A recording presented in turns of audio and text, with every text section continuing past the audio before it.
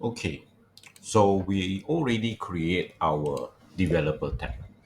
All right. Okay. So how do I start my coding? Well, you will see a view code over here. So this is where you start to do your coding. All right. So all these things, we will go through it. Okay. So maybe I can do a worksheet, select change, message box. All right. Maybe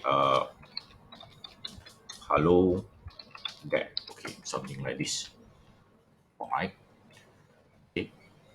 Then of course, if I want to run it, this is the button, but I need to give it a name. So let's say first, right? Okay. Okay.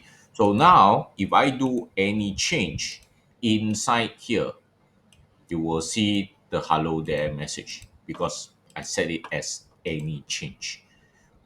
So basically, this is the place where you do all your coding, but the detail of the coding, well, we'll go through it, okay, when we do all the VBA codes.